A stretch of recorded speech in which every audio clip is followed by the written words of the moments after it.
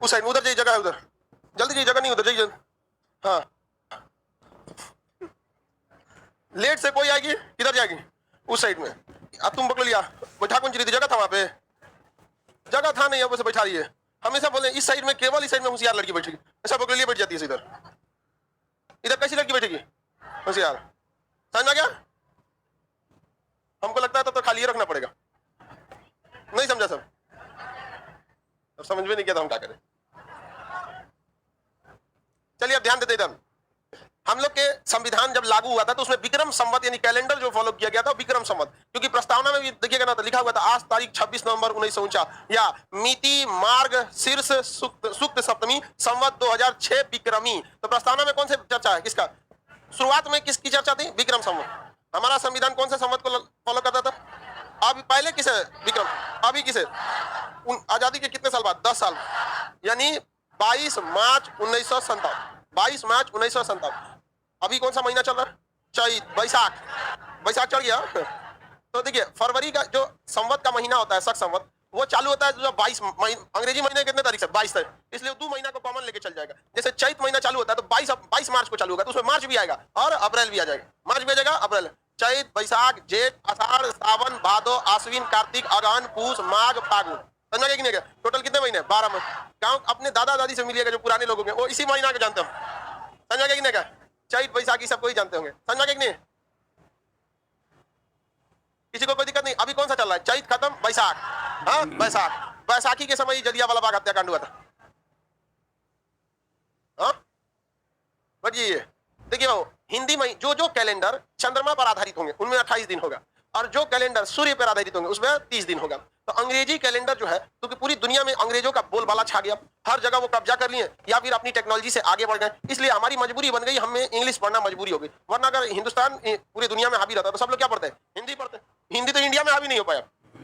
South वाले लोग का एक अलग ही कंसेप्ट है, उनकी मूवी भी बहुत खतरनाक होती है साउथ, और ग्रेविटेशन अपना नियम भूल जाता है उस समय। मारेगा जब साउथ का हीरो ना, बाहर में गया गुरुत्वाकर्षण, बर्नौली का नियम वगैरह कुछ नहीं, मास्टर नहीं आवे। अजब टाइप का होता है। सिगरेट पी कैसे? धुआं मारे, गांव साफ। यहाँ एक गांव हुआ करता था, बहुत खतरनाक, लेकिन कहानी उन लोग की बहुत खतरनाक है। आगे समझते हैं, समझिए ध्यान से।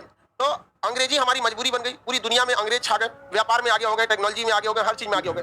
उन लोगों में एक ईसाई पादरी थे जिनका नाम था पोप ग्रेगोरी। पोप ग्रेगोरी ने सन 1600 में एक कैलेंडर बनाया था जिसका नाम था ग्रेगोरियन कैलेंडर। हम लोग जो फॉलो करते हैं वो अभी वर्तमान में ग्रेगोरियन कैलेंडर। आज जो आप तारीख बता रहे हैं ना 21 अप्रैल 2022, ये ग्रेगोरियन कैलेंडर का हिसाब से, ग्रेगोरियन कैलेंडर के हिसाब से। समझ में आएगा? जैसे कोई भी तारीख बताइएगा, अगर मान के चलिए अगर कोई 20 दिसंबर 2022 रहता तो कौन सा कैलेंडर था? Gregorian calendar. ग्रेगोरियन कैलेंडर सूर्य पर आधारित है, उसमें महीने 30 दिन के होते हैं। लेकिन मुसलमान जो होते हैं और हिंदू धर्म, ये दोनों अपने अलग कैलेंडर को फॉलो करते हैं। इस्लाम धर्म के हिसाब से वो हिजरी कैलेंडर को फॉलो करते हैं, वो भी चंद्रमा पर है, और हिंदू धर्म के हिसाब से ये शक संवत को फॉलो करते हैं, ये भी किस पर आधारित है? चंद्रमा पर। तो जो सूर्य पर आधारित होता है सन पर, उसमें कितने दिन का महीना? 30। हम लोग को आदत किस महीने का है? 30 दिन का। कौन से कैलेंडर को? Gregorian calendar. ग्रेगोरियन कैलेंडर को ही हम लोगों ने हमेशा से फॉलो किया है, इसी से हम लोग हमेशा याद भी रहता है यही वाला कैलेंडर। अब जो भी चंद्रमा किस पर आधारित रहता है? मून। इसमें जो भी कैलेंडर मून पर आधारित है इसमें कितना दिन? 28 दिन।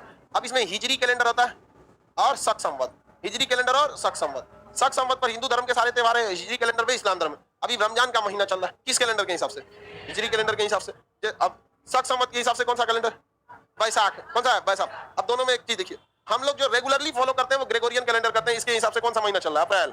कौन सा चल रहा है? अप्रैल। लेकिन अगर आप ध्यान से दीजिएगा चंद्रमा वाले कैलेंडर में, तो इसमें 28 का महीना है। समझ गया? 28 का महीना।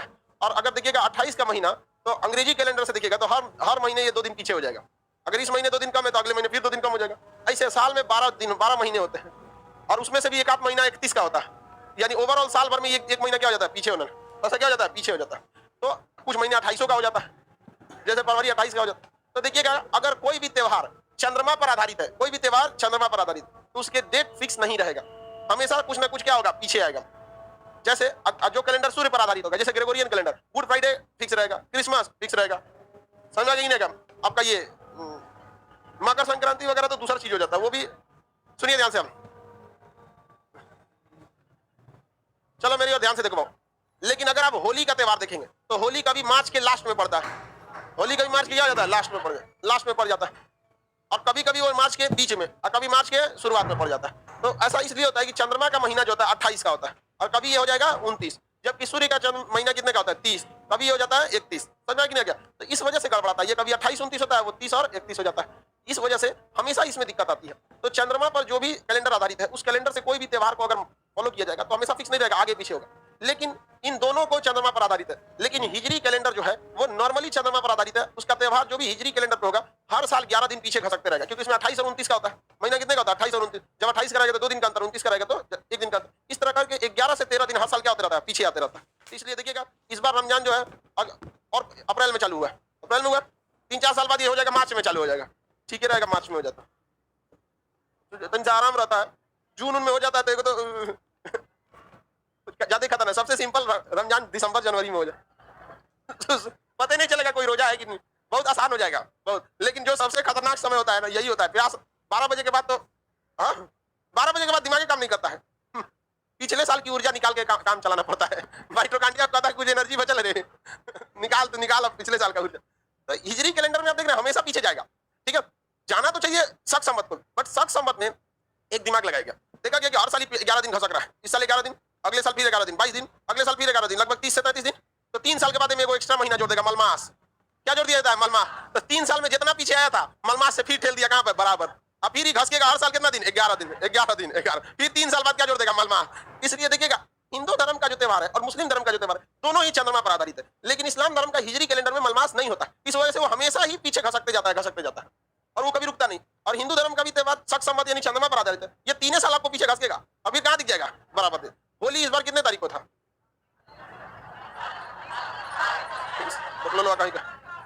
19 को था ना। इसके अगली साल कितने का होगा? वो 10 के आसपास हो जाएगा, 8-10 के आसपास हो, 12 तारीख को होगा अगले साल। ऐसे घसक के आ जाएगा 3-4 तारीख तक होगा। फिर उठा के जब मलमास लगा चल जाएगा 28-29 को। तो देखिएगा हमेशा होली ऐसे ही पड़ेगा। एक बार पड़ेगा लगभग 30 तारीख के लमसम में, एक 20 के 15-20 के बीच में, एक 1 से 5 के बीच में, फिर लगेगा मलमास चल जाएगा आगे। तो बस एक ही कंसेप्ट समझिए कि दोनों सेम ही है, बस इसमें किसकी व्यवस्था है? मास मतलब क्या होता है? महीना। मास मतलब महीना, मलमास जोड़ दिया जाता है। जिस जो महीना एक्स्ट्रा जोड़ दिया जाता है, इस एक्स्ट्रा महीना को क्या कहते हैं? मलमास कहते हैं। और मलमास में लोग चिकन मटन नहीं खाते। ऐसा सुनते हैं लोग नहीं खाते। हाँ, धार्मिक कार्य भी नहीं होता, बड़ा नियम कानून है भाई। ये सब चीजें बाबा दादा बताएंगे आप लोग, कौन कौन काम होता है, कौन कौन काम नहीं होता है। हम लोग को ये सब उतना आइडिया भी नहीं है क्या होना चाहिए क्या नहीं। खैला के बाद नहीं पता चलता है कौन दिन था रे आज कहा गया आदमी वहां पर। उतना भी अब उतना लोग पहले के वक्त में, आज से 30-40 साल पहले ये सब नियम कानून बहुत माना जाता था। इस दिन चिकन बनेगा, इस दिन नहीं बनेगा। अब धीरे धीरे लोग 5G होते जा रहे हैं। मलमास में शादी हो सकता है। हा? अब इसमें शादी में शुभ अशुभ क्या होता है भाई? देखिए अगर लड़का लड़की का मेंटेलिटी समझने वाला होगा, किसी भी महीने में शादी कीजिए, शुभ रहेगा।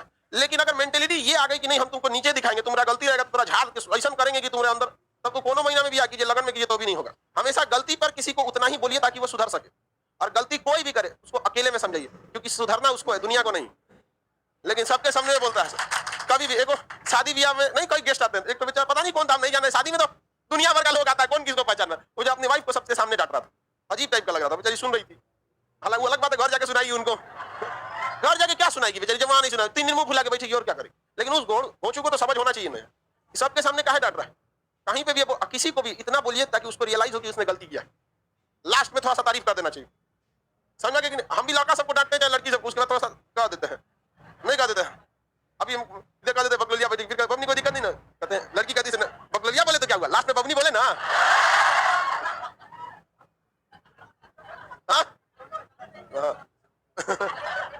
आगे बढ़ जाते हैं, चलो देखो ध्यान से। इतना हो गया आपका, संबंध खत्म हो गया। इसके बाद आपका है प्रस्तावना यानी प्रियम्बल। प्रस्तावना यानी प्रियम्बल बोलते हैं अंग्रेजी में। प्रस्तावना बोलिए या उद्देशिका। प्रस्तावना या उद्देश्य, प्रस्तावना ठीक है, उद्देशिका में दुखेगा, गलती मत हो जाए। आप समझिएगा, प्रस्तावना ठीक है ना, उद्देशिका में प्रस्तावना और दे दे प्रस्तावना, समझे? वो गलती हो जाता है, वो गलती हो जाएगा लिखने में। कोई आप लोग तो समझदार है, नहीं समझ जाते हैं। आप लोग को समझ में आ जाता है कि नहीं? लड़की सही रहती है सर, पता नहीं चलता इनसे कोई गलत हुआ कि सही हुआ, यही कचरा है सब। कोई बात नहीं रहता है सबको, कोई दिक्कत नहीं। अभी कह देंगे पलटी खत्म, इतना संस्कारी होती है, कोई बात नहीं, खत्म। सीखो तुम लोग कुछ संस्कार।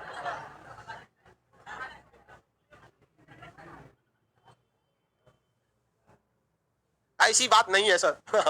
हम हम कौन सा कहते हैं कि ऐसी बात है, हकीकत में ऐसी बात नहीं है, हमको भी पता ऐसी बात नहीं है।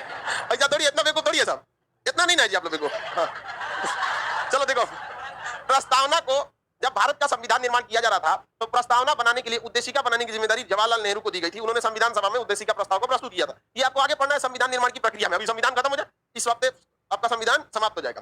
तो जवाहरलाल नेहरू को दिया गया था प्रस्तावना को। तो प्रस्तावना जो जवाहरलाल नेहरू ने प्रस्तुत किया वो अमेरिका के मॉडल पर प्रस्तावना प्रस्तुत किया। हम लोग का प्रस्तावना किस मॉडल पर आधारित? अमेरिका। कहेगा कि प्रस्तावना कहां से लाया गया? अमेरिका। लेकिन प्रस्तावना की जो भाषा है वो कहां से लाया गया? ऑस्ट्रेलिया से। प्रस्तावना की भाषा, प्रस्तावना की कंसेप्ट अमेरिका से लाया गया। प्रस्तावना यह बताता है कि संविधान निर्माताएं संविधान किस भाव से बना रहे थे, अतः उनकी मनोभावना, उनका भाव, उनका उद्देश्य, संविधान बनाने की जरूरत, संविधान की मुख्य भावना, ये सब किसमें झलक जाती है? प्रस्तावना में झलक जाती है। अतः प्रस्तावना को संविधान की क्या कहते हैं? कुंजी कहते हैं। प्रस्तावना को संविधान की क्या कहते हैं? कुंजी। संविधान शुरुआत होने से पहले किसकी शुरुआत हो जाती है? प्रस्तावना की। संविधान की कुंजी कहते हैं। प्रस्तावना इस बात को बताता है कि आप क्या, किस उद्देश्य से आप आ रहे हैं संविधान की। जिस तरह ब्याह में शादी का कार्ड होता है ना, वो में देखिएगा अगर चाचा का नाम छूट गया, समझिएगा ओकरा से का जम नहीं रहा है। समझ में आ गया कि नहीं आ गया? ब्याह का कार्ड नहीं छपता है, नहीं छपता है, स्वागत करता में छपता है। जैसे तुम्हारा नाम कौन? युवराज अकोटा, नहीं समझे? तो ब्याह शादी होगा तो पहले लड़का का नाम लगेगा ऐसे, युवराज वर्सेज कोटा। ऐसे वर्सेज नहीं होता। ओ, अरे यही होता है, वो पहले ऐसे लिखा जाता था। पहले क्या लिखा जाता था? वेट्स। अभी क्या लिखा जाता है? वर्सेज लिखा जाता है। शादी ब्याह में अब क्या लिखेंगे? लड़वाना थोड़ी होता है, मुकाबला होता है। ठीक नहीं है जी। चलो ध्यान दो, सुनिए ध्यान से। तो जिस तरह से आप ब्याह शादी का कार्ड देके सारी चीजें समझ सकते हैं ना कि तिलक कहिया होने वाला है, बारात कहिया होगा। हम लोग तो कार्ड देख के बस ये देखते थे कि खियाएगा कहिया तुझे, तो अपन ब्याह करते रहियो कि तो कहिया तुम नहीं समझे। तो उसी तरह संविधान में आप प्रस्तावना देखकर संविधान की मूल भावनाओं को समझ सकते हैं कि संविधान बनाने के लिए जो निर्माता थे, संविधान निर्माता, उनकी क्या भावना थी, वो भारत को किस डायरेक्शन में ले जाना चाहते थे। कहेगा संविधान निर्माताओं की भावनाएं कहां दिखती हैं? प्रस्तावना। संविधान की कुंजी किसे कहते हैं? कहां कहते हैं? प्रस्तावना में। प्रस्तावना में हम भारत के लोग, भारत को एक संपूर्ण प्रभुत्व संपन्न समाजवादी पंथ निरपेक्ष लोग, देखो हम भारत के लोग, हम भारत के लोग का मतलब होता है कि यह संविधान किसके द्वारा बना है? भारत के आप बनाए हैं, तब कैसे कह दिया हम भारत के लोग?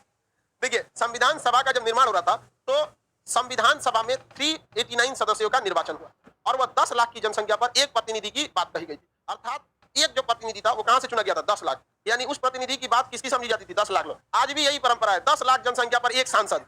तो वो सांसद जो बोल दिया, माना जाता है कि 10 लाख लोगों ने वही बात बोला है, तो क्योंकि उसी के हिसाब से उसे माना जाता है। तो हम भारत के लोग कहने का सेंस है कि भारत का संविधान किसने बनाया? भारत के लोग। हम भारत के लोग भारत को एक प्रभुत्व संपन्न समाजवादी पंथ निरपेक्ष। तो देखिए हम भारत के लोग भारत को एक प्रभुत्व संपन्न का मतलब होता है सोवरेनिटी, मतलब हम किसी के दबाव में काम नहीं करेंगे, हमारा देश के लिए जो सही रहेगा वही करेंगे। ये नहीं कि रूस कुछ कह दिया तो हम कर दें, इजराइल के हिसाब से चले, अमेरिका ऐसा होता है। हम क्या है? प्रभुत्व संपन्न यानी सोवरेनिटी है, हमारे ऊपर किसी का राज नहीं चल सकता। अफगानिस्तान वार में हम लोगों ने भी कुछ नहीं कहा, यूक्रेन पिटा रहा है, हम लोगों ने भी नहीं कुछ कहा। समझ में आ गया? यूक्रेन को लग रहा है कि रूस उसको हराना चाह रहा है, रूस तुम्हारा कमर तोड़ना चाह रहा है, तोड़ दिया, तुमको नहीं समझ में आ रहा है। हमेशा गुस्से में ध्यान से रखिएगा, गुस्से में अपना घाटा नहीं दिखता है। हमेशा देखिएगा लड़ाई झगड़ा में ना आपको ये दिखेगा दूसरे को कितना लॉस किए, एक बार ये सोचिएगा आप कितना लॉस किए। और सबसे बड़ा लॉस होता है मेंटली लॉस। आप झगड़ा वगड़ा नहीं करेंगे, टेंशन फ्री रहेंगे। लड़ाई झगड़ा हो गया, दिमाग पे क्या रहेगा? टेंशन पे, दिमाग पर टेंशन में। बिहार के आगे न बढ़ने का सबसे मुख्य कारण यही है। यहाँ बेचारा कोई बिजनेस कर रहा है, कोनो आया गांव का, कोनो समोसा छान रहा है, एगो समोसा खा के पैसे नहीं दिया, तो बेचारा उसको मेंटली उसको हैरेसमेंट हो जाता है। अजब चीज होता है यहाँ। अरे यार एक समोसा 5-6 रुपए खाता है, 10 रुपए का। अरे तो कोई भी इंसान अगर इतना पावरफुल बनता है 10 रुपया नहीं दे सकता है, उसको तो और ज्यादा दे देना चाहिए। लो, लेकिन नहीं। इस आप मुंबई चले जाइए, दिल्ली चले जाइए, कोई भी बड़े शहर में ऐसा कोई ऑफिस नहीं मिलेगा जहां पर आपको 10-20% वर्कर बिहारी ना मिले, कोई नहीं मिलेगा। और स्किल्ड वर्कर वहां मिलेंगे, काम अच्छा से करते हैं। रीजन जानते हैं क्या? यहाँ से बेचारे सता दिए गए, टॉर्चर कर दिया है। बताइए वो समोसा एक हम देख रहे थे, बेचारा ठेला पे चाट बेच रहा था और फुचका, कितना कमाता होगा? उसको 4-5 गोया सब खाओ के चाट, कब हमारे से पैसा लगे, हमारे पैसा। अजब हाल है यार, बेचारा कितना कमाता होगा वो? उस सबका कितना ही कमाई उतना का तो सामान लगा देता है। उसका दो तरह का चीज होता है, एक होता है गुड्स यानी सामान, एक होता है सर्विस। तो सामान में प्रॉफिट ज्यादा नहीं होता क्योंकि उसका अपना सामान भी लगा, और सर्विस में प्रॉफिट ज्यादा होता है। हम लोग का सामान कौन सी लगा? बेंच कुर्सी कैपिटल है, ये एक बार लग गया सब इसी पे पड़ेगा। हालांकि ये बात अलग है कि सर्विस सेक्टर में कैपिटल बहुत हैवी लगता है, ज्यादा इन्वेस्ट लग जाता है। तो चलिए अब देखिए ध्यान से, हम भारत के लोग भारत को एक प्रभुत्व संपन्न का मतलब समझ आ गया ना? हमारी प्रभुसत्ता किसके पास है? संसद के पास। किसके पास है? संसद। भारत की प्रभुसत्ता संसद। संसद को कोई नहीं रोक सकता है कोई भी काम करने के लिए, जबकि विधानसभा को रोका जा सकता है। आर्टिकल 365 केंद्र सरकार का दिशा का निर्देश मानना किसकी जिम्मेदारी है? राज्य सरकार। लेकिन क्या ऐसी कोई जिम्मेदारी केंद्र सरकार पर है? तो भारत की संप्रभुता किसके हाथ में है? हाँ, नहीं समझ में आया? आगे बढ़ जाए। तो हम भारत के लोग भारत को एक संपूर्ण प्रभुत्व संपन्न समाजवादी पंथ निरपेक्ष, समाजवादी का मतलब होता है कि सरकार का यह दायित्व रहेगा कि समाज के गरीब लोगों का भी ध्यान दे। समाज के किसका ध्यान दे? गरीब लोगों का। इसीलिए सरकारी ट्रेनों का होना जरूरी है।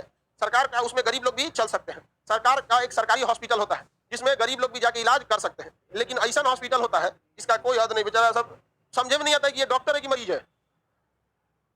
समझा? एक के 4-5 को दवाइयां रख ले, वह चलाते रहेगा। यहाँ पर सरकारी स्कूल भी होते हैं। सरकारी स्कूल के मास्टर लोगों को प्रॉपर ट्रेनिंग की जरूरत। ऐसा थोड़ी है कि उनको नॉलेज नहीं है। और पढ़ाने में जाता कितना चीज है, सिलेबस फिक्स है। नॉलेज नहीं हो रहेगा तो उसको अच्छा से बता दीजिएगा कि नहीं यही चीज पढ़ाना, तो अंगूठा छाप थोड़े रहता है वो। पढ़ाना किस तरह से ये बताना चाहिए। हालांकि ये नहीं है, लेकिन प्रस्तावना में लिखा है कि समाजवादी मतलब समाज का ध्यान रखना। हर चीज प्राइवेट हो जाएगा तो प्रस्तावना का समाजवादी उड़ गया।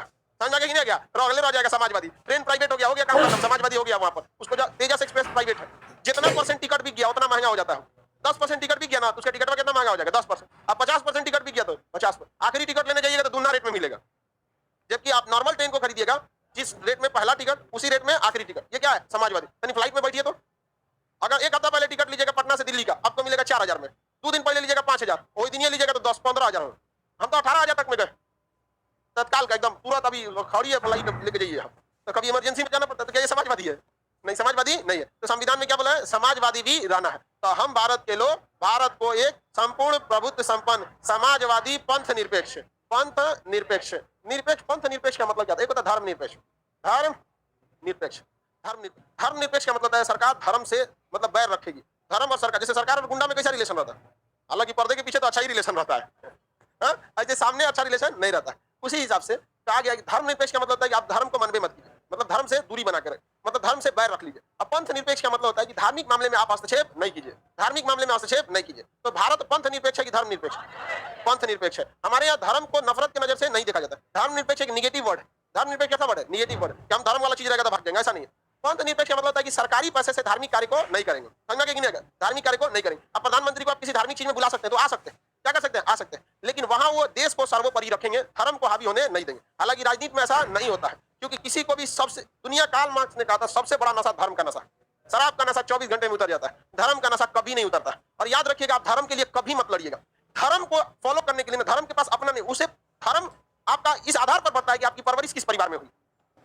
कोई किसी धर्म का रहेगा, अगर आपको कोई ईसाई का लड़का है हॉस्पिटल में 2-3 महीने का, उठा के आप उसे किसी सिख के घर में पालन कर दीजिए, 10 साल बाद मिलिए वो पगड़ी बांध के घूमेगा। इसका मतलब धर्म की अपनी पहचान नहीं है। धर्म आपका वही है जो आपके माँ बाप ने आपको सिखाया। इसलिए धर्म के हिसाब से मत लड़िएगा। आम का पेड़ ईसाई के घर से उठा के सिख के घर लगाएंगे तो क्या निकलेगा? आम निकलेगा। लेकिन ईसाई का लड़का सिख के घर पलेगा तो क्या बन जाएगा? ईसाई। ईसाई की जगह क्या बन जाएगा? सिख। हिंदू का लड़का मुस्लिम के घर परवरिश हो जाएगा, क्या बन जाएगा? मुस्लिम का लड़का 2 साल का उठा के दे दीजिए सिख, कहां पे भेज दीजिए? किसी दूसरे धर्म में मुसलमान, वो क्या बन जाएगा? मुसलमान। यानी उसकी अपनी कोई पहचान नहीं, वो डिपेंड करता है परवरिश। आपका धर्म क्या है? जो आपके माँ बाप ने दिया। समझा कि नहीं? जिस धर्म में आपको मिला है उसे हम लोग किसको क्या पता? आंख खुला तो पता चला ऐसे करना है, गलत है। होता कब कि आपको सारे धर्म मिलते, मैं 18 साल के हो जाते तो ऑप्शन मिलता, देख भाई तुमको सब चीज पता है, ये धर्म ये धर्म ये धर्म, कौन अपनाना चाहते हो? उस हिसाब से तब सीख आगे बढ़ जाते। भूखमरी मारना है पूरी दुनिया से, भूखमरी खत्म करना है, गरीबी खत्म करना है, तो वहां सिखों को बसा दीजिए। किसी को वो भूखा सोने नहीं देंगे। आज भी देखिएगा दिल्ली में बंगला साहिब गुरुद्वारा, शीशगंज गुरुद्वारा, चांदनी चौक गुरुद्वारा, कभी वहां कोई भूखा नहीं सो सकता। तो अगर भूखमरी हटानी है देश से तो वहां किसको बसा दीजिए? बहुत बेचारे, मतलब क्या बताए, मानवता देखना है तो उनसे सीखिए। अब बहुत बेहतरीन खाना भी खिलाते पड़का पराठा आप एकदम। अब बहुत वो लोग, और उन लोग की ना मेंटेलिटी भी वही होती है, लूट खसोटने वाली नहीं होती है। गाड़ी चलाएंगे बेहतरीन, मैं निकला गाड़ी लेके, नहीं तो ढाबा वगैरह बेहतरीन चलाएंगे, बड़े बिजनेस को करेंगे, फौज में जाएंगे, खेती करेंगे। ऐसा नहीं करेंगे कि किसी का लूट खसोट लो। ऐसे बहुत आपको ना बराबर ही भिखारी मिल सकते हैं। हम तो उनको तो आज तक देखने नहीं किए। अब ये अलग बात है कि पटना एरिया में यहाँ पे सिख लोग की थोड़ी सी कमी है, भाई पंजाब हरियाणा दिल्ली में बहुत ज्यादा मिलेंगे, बट यहाँ पे भी है लोग, बहुत लोग हैं। पटना सिटी में देखिए गुरुद्वारा है, वहाँ पे भी जाके कभी गए होंगे खाना वाना खाने? हम लोग भी गए। हम आराम से बैठिए, हाथ पैर धो के चुपचाप बैठिए, लीजिए इस तरह आराम से रोटी, अभी नहीं आराम से दुगो, आपको एकदम अच्छा से खिला के जाते हैं। आगे बढ़े तो बताइए, भारत पंथ निरपेक्ष है कि धर्म निरपेक्ष? हाँ बताइए, हमें धर्म से मतलब बैर रखना है कि न्यूट्रल रहना है? न्यूट्रल रहना है। तो भारत कैसा है? पंथ निरपेक्ष है। कैसा है? पंथ सेकुलर कंट्री है। कैसा कंट्री है? सेकुलर। कैसी कंट्री है? सेकुलर। लेकिन चुनाव जीतने के लिए जो जिस धर्म का रहता है, जो जिस जाति की रहती है, उसी की बात करता है। याद रखिएगा एक चीज स्पष्ट समझ, कभी भी घर का विभीषण ही लंका गिराता है। याद रखिएगा। तो जो बार बार आपके धर्म को जोर दे रहा है वो अपने फायदा के लिए कर रहा है, हमेशा अपने फायदा के लिए। कभी भी सब चीजों से दूरी रखिएगा। संविधान क्या है? पंथ निरपेक्ष, सेकुलर कंट्री है। भारत कैसा कंट्री है? सेकुलर। समझा रहा है सेकुलर की नहीं? क्या यहाँ कभी धर्म हावी होगा? नहीं। देखिए, लेकिन संस्कृति जो है वो अलग होती है, रिलीजन और संस्कृति अलग होती है, समझा कि नहीं? अमूमन यहाँ कोई किसी से मिलता है नमस्कार कर देता है, इसको धर्म से जोड़ के मत देखिए। ये क्या बन चुकी है? एक संस्कृति बन चुकी है। संस्कृति है, ये धर्म नहीं है। आप देखिएगा कोई भी किसी को भी कोई मिलता तो आदमी क्या कर देता है? नमस्कार कर देता है, उसका बिना धर्म जाने हुए। ये क्या बन चुका है? तो संस्कृति बन चुका है, समझा कि नहीं? किसी को दिक्कत नहीं ना? हम कभी कभी किसी को फोन कर देते हैं, हम उधर से बोलते हैं नमस्कार, उधर से कहता है अस्सलाम वालेकुम, कहते भाई यही तो भारत है। यही क्या है भारत? असली भारत यही। इसको धर्म से मतलब नहीं होना चाहिए, देश से मतलब होना चाहिए। और हम आजाद इसलिए हुए थे क्योंकि हम हिंदुस्तानी थे। बस आजादी हमें इसीलिए मिली थी कि हम हिंदुस्तानी थे, और आजादी ने हमें हिंदू मुसलमान बना दिया। इसलिए आज भी हम लोग ठोकर खा रहे हैं। वरना किसी जो हमारे 1990 में स्वतंत्र हुआ जर्मनी, हमसे कितना आगे निकल गया। या जर्मनी बने हुए वो सबसे 32 साल हुआ, 30-32 साल का जर्मनी आज हमसे कितना आगे निकल गया, क्योंकि वहां केवल और केवल क्या है? जर्मनी के देश है, वहां धर्म अभी नहीं होता। वहां पर जापान 2 परमाणु बम झेल लिया हमारे साथ, हमसे पहले परमाणु बम लगा 1945 में, उसके बाद 2011 में उसका अपना परमाणु रिएक्टर ब्लास्ट कर गया, लेकिन फिर भी आज कितना आगे निकल गया। आगे नहीं आ गया। इजराइल इतना छोटा सा देश, कभी धर्म हावी नहीं होने देता है, कभी नहीं हावी होने देता है किसी को भी वहां पर। तो जो भी देश आगे बढ़ेगा, कोई मोहल्ला या परिवार आगे बढ़ेगा, याद रखिएगा आपको इस पर फॉलो करना ही पड़ेगा। नहीं कोई दिक्कत नहीं, वैसे जैसे पीछे है तो पीछे से कौन रोक सकता है? जो समस्या है आगे बढ़ने से फॉलो कीजिएगा, आप कहां चल जाएंगे? पीछे चल जाएंगे। हमेशा इस चीज स्टूडेंट लाइफ में 2-3 चीजों से दूर रहना है। एक लाल पीला हरा करने से दूर रहिएगा, एक धार्मिक चीजों में ज्यादा इन्वॉल्व मत होइएगा। आप पूजा पाठ अपना कीजिए, जो चीज धर्म के है नमाज पढ़िए, पूजा पाठ कीजिए, ज्यादा इन्वॉल्वमेंट मत होइएगा। रीजन क्या है कि अगर हम बोल देंगे तो आपको कई लोग बुरा मान जाते हैं। यहाँ धार्मिक चीजों में कोई आपके लिए एग्जाम नहीं देना पड़ता है, कोई कैटेगरी नहीं है कि किस मेंटेलिटी का लोग वहां जाएगा। तो अमूमन देखते हैं ना कि जो इंजीनियर डॉक्टर नहीं बन पाता है, यूपीएससी वगैरह नहीं निकाल पाता है, मतलब जो सेलेक्टेड लोग हैं वो समाज में चले जाते हैं, और जो रिजेक्टेड लोग हैं वो धार्मिक मामला देखने लगते हैं। आप बताइए, इसके लिए भी एक प्रॉपर होना चाहिए कि नहीं आपको, कि आपका इतना पढ़े होना चाहिए, ठीक है, आप उसका भी अपने धार्मिक हिसाब से एग्जाम ले लो। कम से कम ऐसे लोग आए जो समाज में जहर ना बोले। आप हर धर्म में कुछ ऐसे लोग देखेंगे ना आपको, जब 5 मिनट बोल दिया तो बहुत है, वो जहरे बोलबे करेगा, वो कमो बेस हर सब में 2-4% ऐसा मिलेगा, और उसको कौन भेजता है ये नहीं समझ में आता है। टीवी पे देखिएगा, पकड़ के लाएगा न्यूज वाला, नहीं समझ में आया। हमने बस चलता ना तो मुझे पहली बात कहते डिबेट बाद में होगा, बाद में डिबेट। पहले बिहारी मुड़ा एकदम गांव से चैली ले जा, डिबेटे में धो ससुरन को, तो बैठ के यहाँ जहर बोलेगा। तो बताइए, हम लोग धर्म निरपेक्ष, पंथ निरपेक्ष? पंथ निरपेक्ष है, किसी को कोई दिक्कत नहीं ना। हम भारत के लोग भारत को एक संपूर्ण प्रभुत्व संपन्न समाजवादी पंथ निरपेक्ष समाजवादी पंथ निरपेक्ष एवं लोकतंत्रात्मक गणराज्य बनाने के लिए तथा उसके समस्त नागरिकों को सामाजिक, आर्थिक एवं राजनीतिक न्याय, विचार, अभिव्यक्ति, विश्वास, धर्म और उपासना की स्वतंत्रता, प्रतिष्ठा और अवसर की समानता प्रदान कराने के लिए तथा उन सब में व्यक्ति की गरिमा, राष्ट्र की एकता, अखंडता सुनिश्चित करने वाली बंधुता बढ़ाने के लिए दृढ़ संकल्पित होकर अपनी इस संविधान सभा में आज तारीख 26 नवंबर 1949 या मिति मार्ग सिर शुक्ल सप्तमी संवत 2006 विक्रमी को एतद द्वारा यानी सब मिलकर इस संविधान को अलंकृत, अधिनियमित एवं आत्मार्पित करते हैं। यह संविधान की क्या है? प्रस्तावना। इस प्रस्तावना में आप देखेंगे समानता, स्वतंत्रता, बंधुता, ये फ्रांस की क्रांति का नारा था। समानता होनी चाहिए, सब में क्या होनी चाहिए? समानता। और जब जब आप में समानता दिखेगी, आप सबको झुका सकते हैं, कितना भी बड़ा सत्ता रहे, आप समानता के नाम पर सबको झुका सकते हैं। 2022 की शुरुआत हुई थी समानता के नाम पर। याद कीजिए, पूरे हिंदुस्तान का स्टूडेंट एक साथ हो गया था कि नहीं हो गया? अभी कुछ दिन पहले हमको दिल्ली में थे, तो एक राजस्थान के एक आदमी मिले थे हमसे, टीचर। उन्होंने कहा कि थैंक यू सर आपका। हम कहा कि सर यूपी बिहार वाला अगर आगे नहीं निकला रहता ना, तो हम लोग सोच ही रहे थे लोग कि करे कि नहीं करे हम लोग यहाँ। हम कहा कोई दिक्कत नहीं, ऐसे हम लोग का तो नौबत नहीं आया। हम कहा कोई बात नहीं, कोई बड़का आंदोलन देखिएगा, गांधी जी भी कहां से चालू किए थे? चंपारण।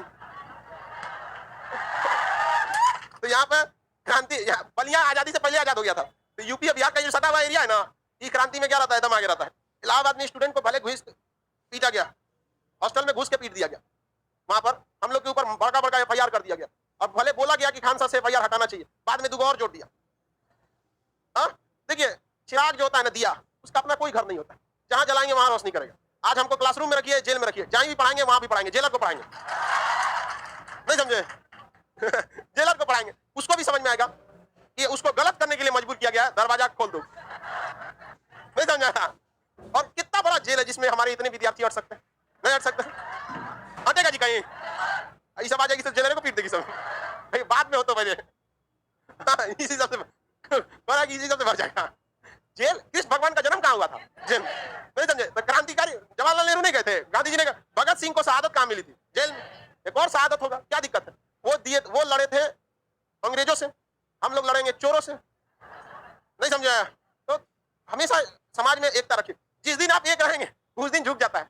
किसान में देखिएगा, किसान आंदोलन में 1.5 साल समय लगा, लेकिन गवर्नमेंट झुक गई, और भी प्रधानमंत्री को वापस लेना पड़ गया विधेयक। आप समझ सकते हैं कितना खतरनाक डिसीजन हो सकता है। प्रधानमंत्री बहुत प्रचंड बहुमत से जीते, नरेंद्र मोदी को पीछे हटने का मतलब समझे, ब्रह्मा की लकीर है उनकी बात को, और पीछे खींचने का मतलब समझ। हालांकि मीडिया ने पूरा कोशिश किया, इनको खालिस्तानी घोषित कर दो, आतंकवादी घोषित कर दो, कुछ कर दो, लेकिन नहीं हुआ, ऐसा नहीं हुआ। तो बिस्कन्याओं का काम है यही, नहीं समझ आया?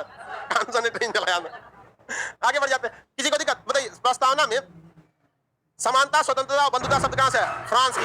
हाँ, फ्रांस की। बंधुता मतलब आपस में भाईचारा के तरफ, आपस में भाईचारा के तरफ। नेतवा नहीं रहता तो हर जगह क्या रहता? भाईचारा ही रहता सब। आगे बढ़ जाए, किसी को कोई दिक्कत नहीं। प्रस्तावना को सुप्रीम कोर्ट ने बेरूबरी मामला और चंपकम दोराई राजन, दो मुकदमे ऐसे थे, बेरूबरी और चंपकम दोराई। कौन कौन? बेरूबरी और चंपकम दोराई। इसमें सुप्रीम कोर्ट ने कहा कि प्रस्तावना संविधान का अंग ही नहीं है, प्रस्तावना संविधान का अंग नहीं है। लेकिन जब केशवानंद भारती का मामला है, उसमें कितने जज थे? 13। संवैधानिक पीठ में कम से कम कितने जज होने चाहिए? कम से कम 5। केशवानंद में 13। तो बेरूबरी में कहा कि प्रस्तावना संविधान का भाग नहीं है। चंपकम दोराई राजन में कहा कि प्रस्तावना संविधान का भाग नहीं है। लेकिन केशवानंद भारती में कह दिया कि प्रस्तावना संविधान का भाग है, सुप्रीम संसद इसमें संशोधन कर सकती है और यह संविधान की आत्मा है। देख रहे हैं सुप्रीम कोर्ट को एक बार मानिए नहीं रहा था, अब माना तो जो आत्मा मान लिया। इसका मतलब इससे पहले बिना आत्मा का जी रहा था। यही ना आर्टिकल 337 137 न्यायिक पुनरावलोकन, मानिए नहीं रहा था, उसका माना तो क्या मान लिया? आत्मा। तो इसमें दो चीज समझिएगा, भीमराव अंबेडकर साहब ने प्रस्तावना को आत्मा नहीं कहा बल्कि आर्टिकल 32 को, और सुप्रीम कोर्ट ने प्रस्तावना को कहा। और सुप्रीम कोर्ट ने कहा कि प्रस्तावना संविधान का एक प्रॉपर भाग है। क्या है? प्रॉपर भाग। तो कहेगा किस भाग को संविधान की आत्मा कहते हैं? प्रस्तावना। एक लड़का मार दिया था, किस भाग को संविधान की आत्मा कहते हैं? भाग 3। हम कहे मारा? कहा सर इसी में ना आता आर्टिकल 32। अरे भैया आर्टिकल 32 तो भाग 3 में 12 से 35 तक ना आता है, तो एगो के चक्कर में पूरा भाग को समेट के लाएगा। तो जब कहेगा अनुच्छेद किसे कहते हैं संविधान की आत्मा? हाँ, आर्टिकल 32। किस भाग को संविधान की आत्मा? प्रस्तावना। किसे? प्रस्तावना को संविधान की आत्मा किसने कहा? Supreme court. Supreme M Hidayatullah थे उस समय, एम हिदायतुल्ला। बाद में जाके उपराष्ट्रपति बने थे, करवाक राष्ट्रपति भी बने थे, और भारत के मुख्य न्यायाधीश भी थे। ऐसा तो होता है किसी किसी का नसीब। सोचिए, राष्ट्रपति भी बने, उपराष्ट्रपति बने, भारत के मुख्य न्यायाधीश भी बने, सब बड़का पद पे, प्रधानमंत्री छोड़ के। लेकिन ऐसे तो देखेंगे सब बड़ा बड़ा पद है, और किसी को बेचारा कोई नौकरियों नहीं लग रहा। आगे बढ़ जाए, आर्टिकल 32 वगैरह सब समझ में आ गया कि नहीं आ गया? संविधान में कहीं पे भी संघ शब्द का प्रयोग नहीं है, जबकि भारत एक फेडरल यानी संघ है। यहाँ राज्य का अलग कानून और हाँ, संघ फेडरेशन यूनियन है। संघ और फेडरेशन दोनों का हिंदी क्या? यूनियन और फेडरेशन दोनों का हिंदी क्या होता है? संघ होता है। क्या होता है? संघ। तो भारतीय संविधान में संघ शब्द का प्रयोग है? वयस्क मताधिकार का प्रयोग है? नहीं। संविधान में संघ और वयस्क मताधिकार शब्द का प्रयोग नहीं है। एकता अखंडता शब्द संविधान में बाद में जोड़ा गया था, प्रस्तावना में। किसमें? प्रस्तावना। आपको पढ़ा दिए, बताइए। एकता, समाजवादी, पंथ निरपेक्ष, एकता अखंडता कब जोड़ा गया? 42वां संविधान संशोधन 1976। संविधान प्रस्तावना में अब तक कितनी बार संशोधन हुआ है? एक बार। हाँ, एक। कौन सा संशोधन? 42वां संशोधन। कितने शब्द जोड़े गए? केशवानंद भारती में क्या संविधान का अंग माना गया प्रस्तावना को? केशवानंद में माना गया था। अब बेरूबरी में, चंपकम दोराई राजन। प्रस्तावना किस देश से लाया गया? अमेरिका। प्रस्तावना की भाषा, संविधान निर्माता मनोभावना कहां दर्शाती है? संविधान के आदर्श यानी उद्देश्य कहां दिखते हैं? प्रस्तावना। संविधान की कुंजी किसे कहते हैं? हाँ? संविधान की आत्मा। किस अनुच्छेद को आत्मा का? क्या प्रस्तावना में संघ शब्द का प्रयोग है? मताधिकार का प्रयोग है? हाँ? किस भाग को संविधान की आत्मा? प्रस्तावना को। किस अनुच्छेद को? प्रस्तावना में समानता, स्वतंत्रता, बंधुता कहां से है? बेरूबरी और चंपकम दोराई राजन में सुप्रीम कोर्ट ने प्रस्तावना को अंग माना, केशवानंद भारती में, और संशोधन का अधिकार दे दिया। जब अंग है तो संशोधन हो ही सकता है, नहीं अंग है तो संशोधन कहां से हो जाएगा? 42वें संशोधन से कितने शब्द जोड़ेगा? भारत धर्म निरपेक्ष है कि पंथ निरपेक्ष? भारत पंथ निरपेक्ष है। किसी को दिक्कत है? कोई दिक्कत नहीं ना? प्रस्तावना समझ में आ गया कि नहीं? आपके जितने छोटे भाई बहन है इंटर पास किए, उन लोगों से कहेंगे एनडीए का बैच स्टार्ट हो गया। ऑनलाइन, ऑफलाइन वाला होगा मतलब 26 तारीख। ऑफलाइन कब से होगा? 26। और जो ऑनलाइन है आपके छोटे भाई बहन, उनको बोल देंगे कि कब से स्टार्ट हो जाएगा? आज से स्टार्ट हो जाएगा, आज शाम से ऑनलाइन में। सचिवालय वाला भी ऑनलाइन आएगा, ऑफलाइन नहीं। ऑनलाइन पढ़ो घरे। आज के लिए इतना ही रहने देते हैं, आगे का क्लास कल समझेंगे। आज टेस्ट हुआ है कौन भाग का? 1 से 5 तक का बनाए लो क्वेश्चन। हिंदू धर्म किस सम्मत पर आधारित?